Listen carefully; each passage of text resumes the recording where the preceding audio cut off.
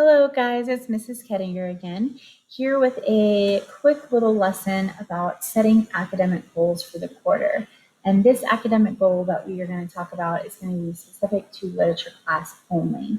So when you set this, it'll be for my classes. If you do want to go in and set a goal for math, for science, or for history, feel free to do that. But we're going to walk through the process of what to look for and to think about when you are setting your academic goal for me. So the objective for today is that we are going to set a quarterly academic goal. So just for this particular quarter. And your target is that you're going to be able to set a quarterly goal using the SMART goal process. And by the end of this video, you should be able to use that SMART goal process to set your goal.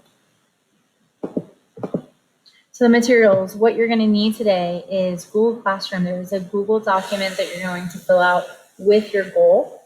So once you have thought about it, you've taken the time to look at the SMART goal reference sheet, then you'll go to Google Documents and you are going to fill out information for each part of the SMART goal and then write out your actual goal. Please make sure that you take the time to do this thinking about what you really want to work on while you are at home with e-learning and literature class. And this is something that if and when you do come back into in-person class, it's something easily can be adjusted in class with myself or with whomever your literature teacher will be at that point. So let's dive right into academic goals. Okay. I'm going to skip this slide really quickly. This is just saying that an academic goal is just for educational purposes is what you want to work on. We're going to focus more on the SMART goal part of this. Okay. So when you set a SMART goal, you want to be specific. Okay, you want to think about what you want to accomplish in your goal, what are the requirements, and what are the obstacles or constraints. So in setting an academic goal specific to literature class, some examples could be maybe you want to improve your STAR scores, maybe you want to become a more fluent reader, or you want to improve your accuracy while you're reading. Maybe it's to read more in general or write more, to become a better speaker or presenter. So think about an academic goal specific to literature class that you can work on. So you accomplish what you want to accomplish, what the requirements would be for that particular goal, and if there's anything standing in your way. Because my part as a teacher is to help remove those obstacles or constraints so I can help you reach those goals. I also want to say before I move on, this particular goal is not to provide you more work. That is not what this is for. This is not to say, okay, well, your goal is this, so Mrs. K is going to load you up with classwork and homework. That's not what it is about. This is for my purposes to say, okay, this is also what you're working on, and if there is an opportunity for me to help guide you or mentor you or lead you towards reaching that goal, then I want to be able to do that for you. Right? So again, be specific with your goal.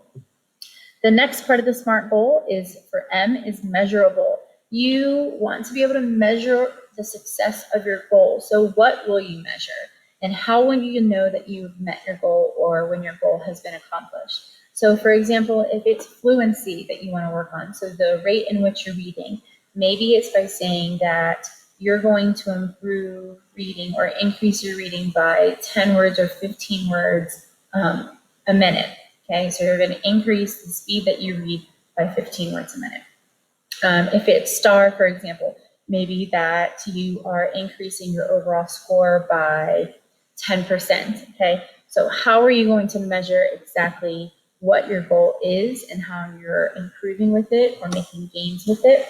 And how will you know you've met your goal or accomplished it? The A part of the SMART goal is going to be achievable. So is your goal obtainable? The last thing I want to see that you're doing is that you're setting a goal that is so hard to reach that you're not going to be able to do so. That is heart crushing, right? You want to be able to reach your goal. You want to know that you are working hard towards something and that you're going to have that feel good feeling at the end when you've met it. So make sure it's attainable. If it's not attainable, we really want to think about changing it. Okay? How can the goal be accomplished? And what are the logical steps? What are the steps that you need to take to be able to reach that goal? And do you have the resources to accomplish it? If you don't have the resources, how can we get those resources to you and in your hands And that is where I can jump in. I have access to resources that you may not be able to have at home, or maybe you've hit a roadblock and you're not sure where to go. Let me know, because that's how I can help you. Then you have the R part of the SMART goal, which is to be relevant. Why is the goal important to you? Is it a worthwhile goal? And is it going to be important to your future? Okay, so think about your future of each grade that you're going to go into next, or throughout this entire school year. Make it relevant. If the goal doesn't mean anything to you, it's not going to be important for you to work towards it. You want this goal to mean something to you. For example, I had a goal this summer to read more. I don't often get to read a lot of books that I want to read for myself. I have a very busy family, and teaching is extremely important, so making sure that I'm there for my students and preparing lessons. But I also need to make sure that I'm taking time for myself and that I'm reading something I want to read. So this summer it was to read 1 to 2 books a month, which sometimes can be really difficult for adults to just sit and find that time. And so that's a goal that's important to me. It was important for me to read and make sure that I was meeting that goal and finding that time for myself. So you want to do the same. Make sure that you are making a goal that is important for you. The next and last part of the SMART goal is timely. How long will it take you to accomplish this goal? Is it a short-term goal? Will it take just a couple of days or a week? Okay, or is it an extremely long-term goal where it's going to take 5 to 10 years?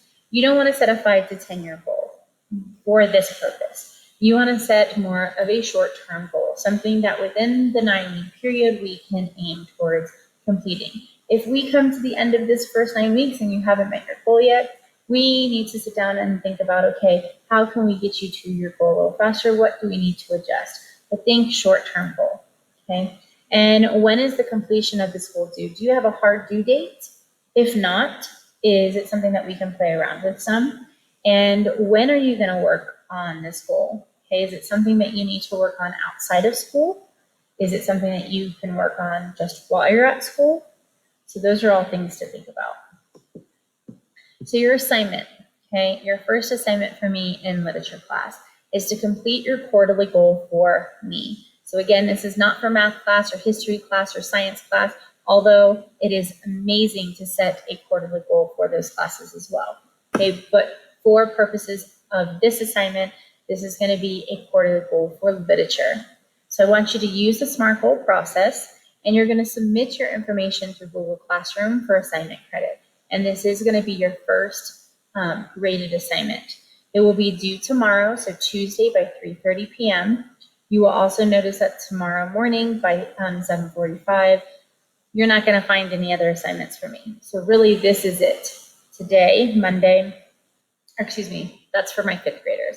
Monday, you will not see anything other than this. Tuesday, this will be due. Tuesday, my 6th graders, you will notice I will post something else. But other than that, this is what your assignment is. Okay? If you have questions, please reach out and I can assist. Please give me some grace, though. I will be checking my emails throughout the day, and I promise you I will get back to you as soon as I can.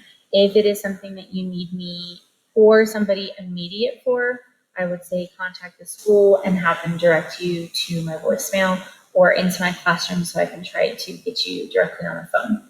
So I wish you guys a wonderful day, and I will talk to you soon. Bye-bye.